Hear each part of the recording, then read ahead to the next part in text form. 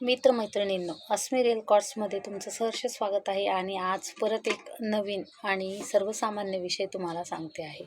आजचा विषय आई आणि बाप यांच्यावर आहे. आई आणि बाप हे लहानपणापासून आपलं कर्तव्य अगदी प्रामाणिकपणे मुलांसोबत निभवत असतात. म्हणजे कसाही बाप असो किंवा कशी आई असेल, दुसऱ्याशी ती कशीही त्यांची वागणूक असेल, फसवणुकीची असो, कशीही असो, पण आपल्या मुलांना मात्र ते कधीच धोका देत नाही आणि मुलांसाठी आपलं प्राणार्पणसुद्धा करायला तयार होतात. अगदी गुंडाची आई म्हटली तरी चालेल किंवा गुंडाचा बाप म्हटला तरी चालेल. पण ह्याच आईवडिलांनी जे मुलांचं संगोपन केलेलं असतं, त्यांना सांभाळलेलं असतं, त्यांना मोठं केलेलं असतं,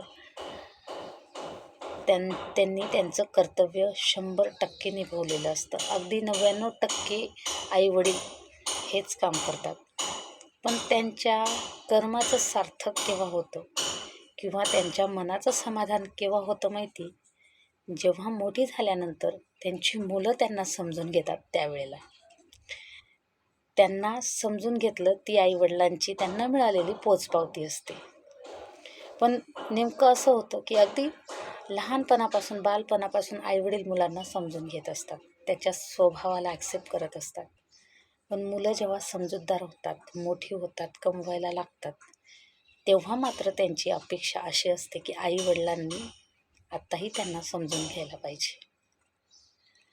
पण विचार करा, अगदी कठीण ते कठीण परिस्थितीत, अगदी तुम्ही चड्डीत हागायचे, मुतायचे, त्यावेळेला सुद्धा आईवडिलांनी तुमचा कंटाळा केलेला नव्हता. तुम्हाला 4 शब्द शिकवणीचे घालून, तुम्हाला वळण लावून तुमचं सगळं संगोपन अगदी हाताने केलेलं असतं.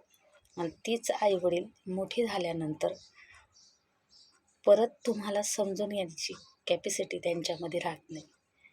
कारण त्यांनी रक्ताचा थेंब थेंब तुमच्यासाठी वाहिलेला असतो आणि ते उतार वयात पूर्ण थकून गेलेले असतात, मानसिक आणि शारीरिक. आणि अशा स्थितीत मुलांना त्यांना समजून घेण्याची जास्त गरज असते. पण आईवडील वृद्ध होत असले तरी मुलांना असं वाटतं की आईवडिलांनीच मुलांना समजून घ्यायला पाहिजे. आणि त्या ठिकाणी त्या घरात कलहाचे वातावरण निर्माण होतं. आईवडिलांची मुलांची ताटातूट होते, घरात अशांतता पसरते आणि जिथे आईवडील सुखी नसतील ते घर कधीच सुखी राहत नाही. म्हणून मित्रांनो, ऐका, उतार वयात आणि तुमच्या तरुणपणात तुम्ही आईवडिलांना समजून घेण्याची कंडिशन ठेवा.